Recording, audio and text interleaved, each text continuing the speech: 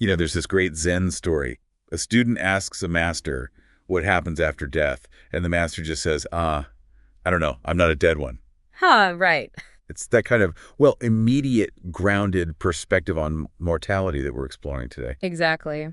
You were curious about Zen Buddhism's unique take on death and what, if anything, lies beyond, our current existence. Right. Yeah, and we've gathered some fascinating material, various articles, and research into Zen's history and its core beliefs. Our goal here is really to distill it all down for you listening. To get to the heart of it. Yeah, to understand how Zen, while it builds upon these broader Buddhist ideas, offers its own, pretty intriguing lens on life, death, and everything in between. There's this real tension sometimes, isn't there, between those traditional Buddhist concepts like, say, rebirth and karma, and Zen's very here and now approach. Absolutely. And I think to really appreciate where Zen offers that distinct perspective, it's helpful, maybe even necessary, to first understand the foundational Buddhist ideas it draws from. Think of it as the backdrop to Zen's unique insights. Okay, right. Let's look at that foundation then. We're talking about Saṃsāra first off. Yeah.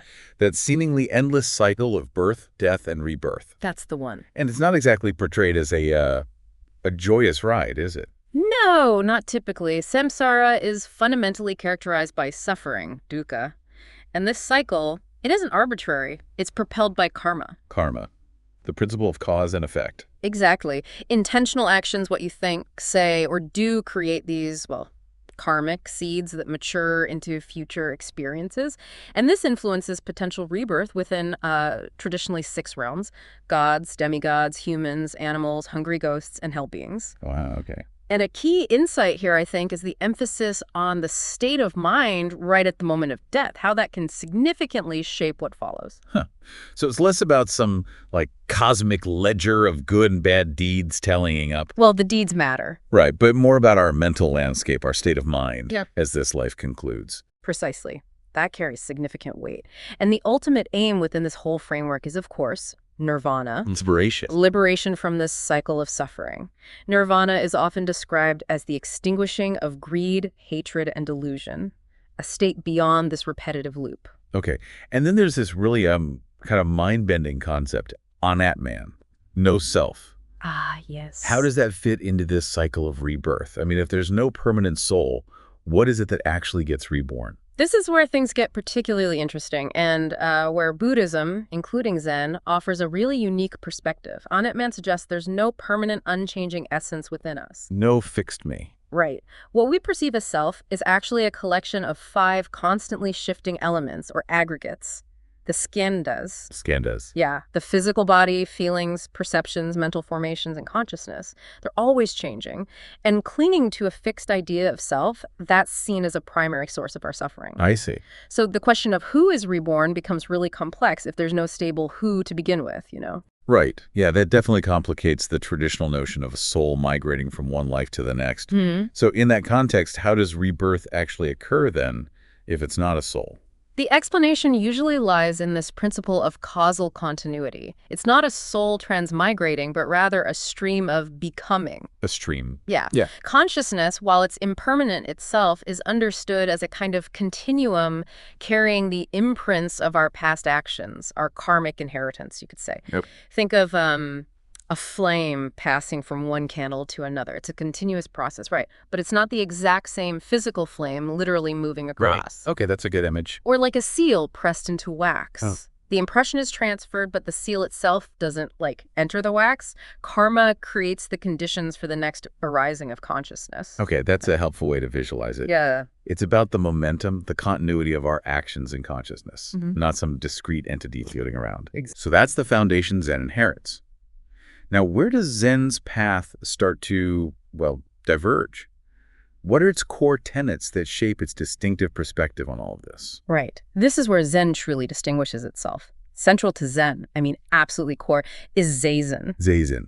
Just sitting meditation. Just sitting, cultivating direct awareness and realizing our inherent Buddha nature. Buddha nature, that's the innate potential for enlightenment that's within everyone, right? It's not something you acquire. It's already present. Exactly. It's already there. And Zen really emphasizes non-duality. Non-duality. Yeah. Transcending opposites. Yeah, transcending the conceptual oppositions we typically rely on, including things like life and death.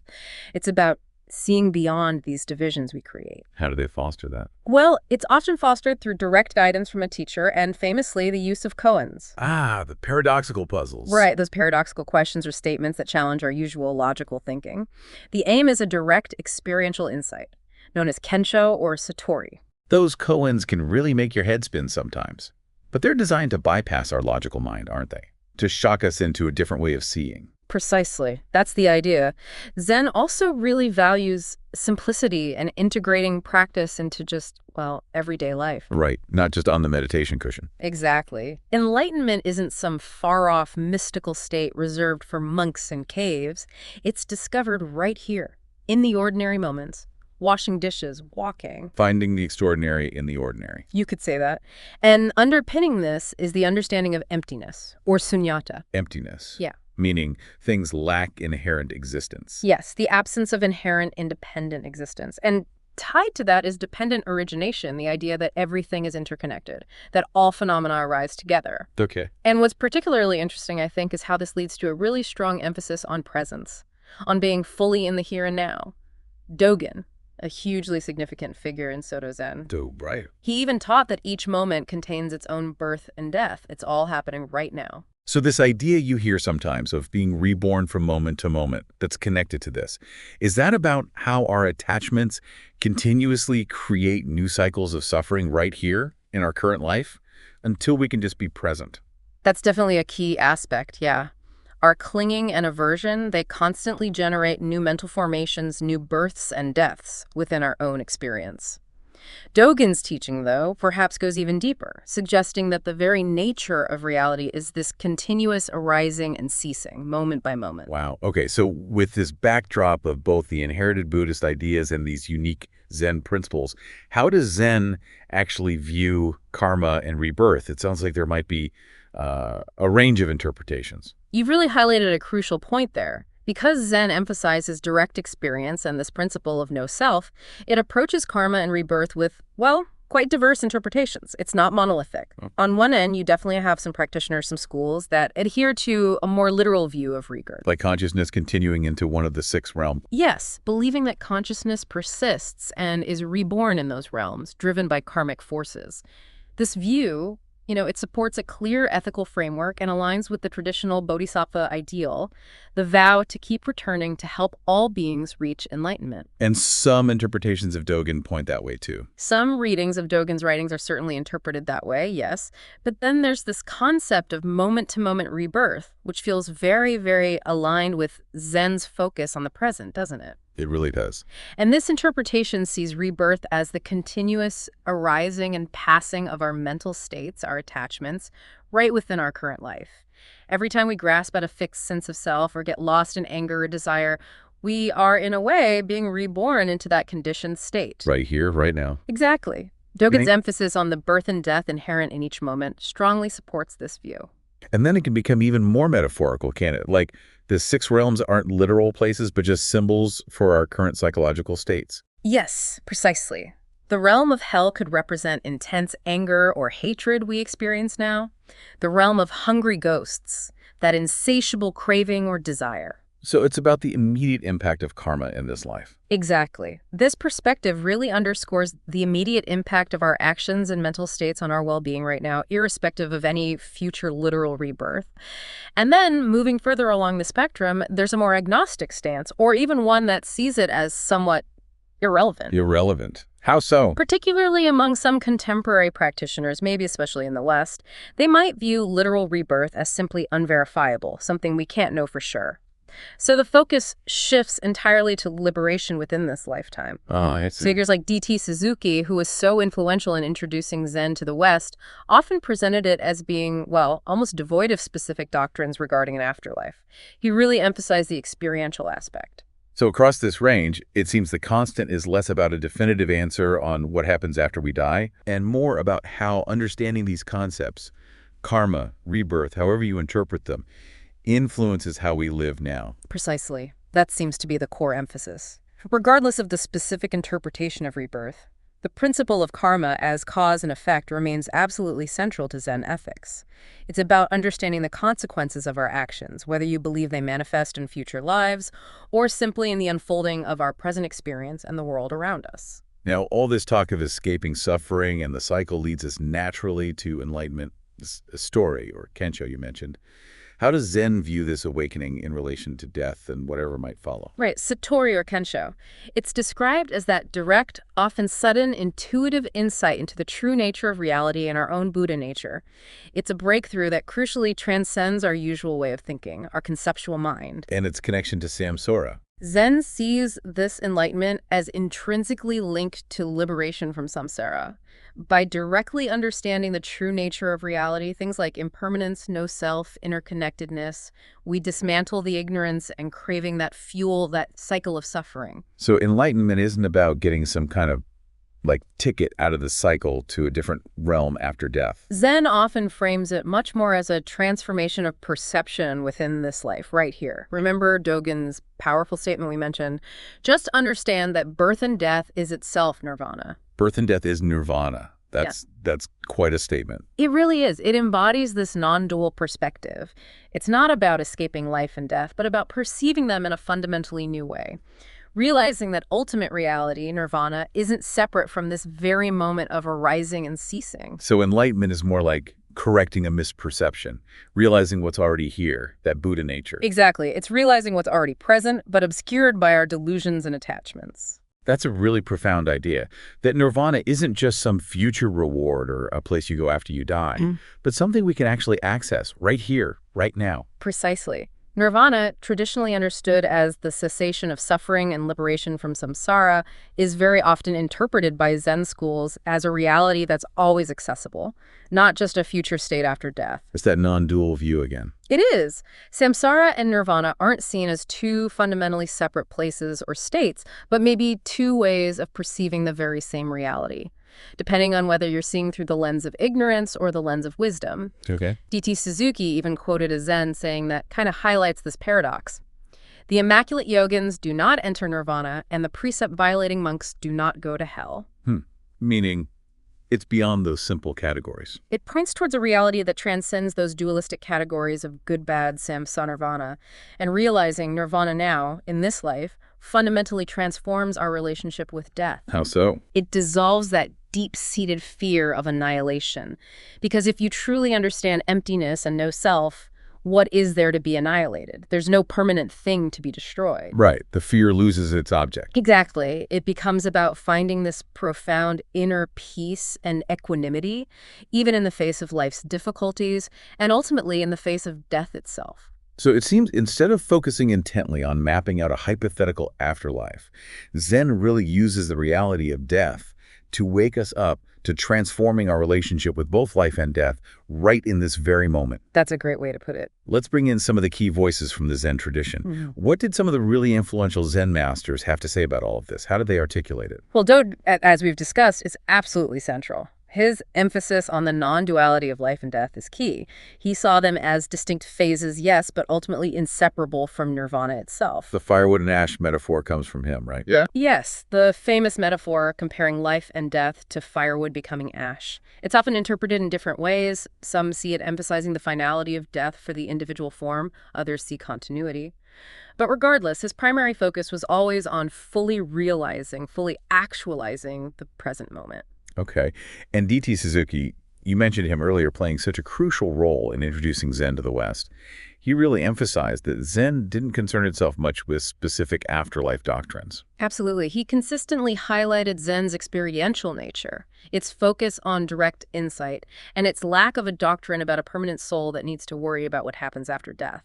For him, Zen was defined by Satori, that direct experience of enlightenment here and now. And what about Shinryu Suzuki, the founder of the San Francisco Zen Center, very influential in American Zen? Right. He used that beautiful image, didn't he, of individual lives being like drops of water returning to the great ocean, the universal big mind. He taught that realizing this fundamental oneness dissolves the fear of death because ultimately our individual life and death are part of the same larger reality. He sometimes described death as simply a return to a state of perfect composure, which sounds a lot like nirvana. That's a comforting image in a way. Yep. And then there's Thich Nhat Hanh, whose teachings on mindfulness and peace resonate with so many people today. He spoke very clearly about continuation rather than reincarnation in the sense of a fixed self being reborn. Continuation. Yes, he emphasized how we continue through our actions or influence, the ripples we create in the world, our connections with others. It's summed up in that powerful book title of his, No Death, No Fear. The idea that if you understand continuation, the fear of simple annihilation fades. That's powerful too. And we really shouldn't forget the vital role of Zen koans themselves and the sayings of countless masters over the centuries. They often directly confront mortality. They push students beyond easy intellectual answers towards their own direct inquiry into this great matter of life and death. And masters were famous for deflecting direct questions about the afterlife, weren't they? Very much so. Consistently redirecting the student's focus back to the immediacy of the present moment, back to their own mind, their own practice. It really seems that across the board, the emphasis is less on providing like a detailed map of the afterlife. Definitely not. And much more on using the unavoidable reality of death as a catalyst, as a spur to awaken us to the nature of reality in this very moment. Precisely. The great matter of life and death, as it's called, becomes the ultimate kosion, you could say, a catalyst for awakening, for a deeper understanding of ourselves and reality right now. So let's talk about the how. How does the actual practice of Zen, things like Zazen, sitting meditation, and mindfulness in daily life, how does that actually shape this understanding of mortality on a personal, lived level? How does it change things for the practitioner? Right. This is where the philosophy becomes, tangible, experiential. Zazen and mindfulness, they cultivate this focused, non-judgmental awareness. And through that sustained practice, you start to have a direct experience of impermanence, Annika. You see things changing constantly. You observe firsthand the continuous arising and passing of everything, thoughts, feelings, physical sensations, sounds. Nothing stays fixed. And this direct encounter begins to slowly, or sometimes suddenly, dismantle our deeply ingrained belief in a fixed, enduring self. You start to feel the truth of no self. You start to experience Anatman, no self, not just as an interesting philosophical concept, but as a lived reality. You see, there's no solid me behind the experiences. And that direct experience of no self, I imagine that's what truly undermines the fear of death at its root, isn't it? Because there's no permanent me to be annihilated. Exactly. The fear loses its fundamental basis. What is there to protect? What is there to be destroyed? Practice also cultivates a deep acceptance of impermanence as just the fundamental nature of reality. So death isn't this foreign intruder. No, it's seen less as some dreadful ending and more as just an inherent part of the natural flow of existence, like birth, like change.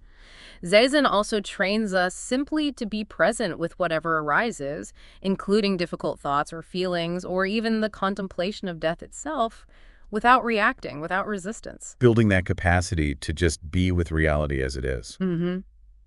And interestingly, as this insight into interconnectedness and impermanence deepens, often so too does compassion. That sense of connection with all beings can subtly shift our focus away from just our own individual survival concerns. That makes sense. And the crucial point in all this, I think, is that for the Zen practitioner, this view of death isn't supposed to be just an intellectual belief system they adopt. It's intended to be an understanding that arises organically from their direct experience through sustained practice. Right. It's earned, not just learned. You could put it that way, yes. Okay, so to try and wrap up this incredible exploration, it really seems Zen's perspective on what lies beyond death isn't primarily about describing a specific destination or state after we die. No, not really. It's far more about fostering this profound transformation in how we understand ourselves, how we understand reality, and how we live in the present moment. Precisely. It points towards direct experience, towards realizing the truth of no self and impermanence right here, right now, and ultimately discovering liberation not by escaping the cycle of life and death, but by finding freedom within it. So for you listening, maybe the question is, how does this perspective resonate? Yeah. How does it sit with your own understanding, your own feelings about life and death? And perhaps this brings us to a key consideration, something to really ponder. If birth and death are, as Dogen suggested, ultimately inseparable from nirvana itself, how might that fundamentally shift your experience of this very moment? And maybe even more pointedly, can that deep-seated, almost instinctual fear of death truly dissolve when we deeply understand, not just intellectually but experientially, that there is no fixed, permanent self to lose in the first place? That's definitely something to mull over. This exploration has, of course, really only touched the surface of this incredibly rich and profound tradition. We certainly encourage you, if you're interested, to delve further into Zen Buddhism and perhaps even explore its practices for yourself.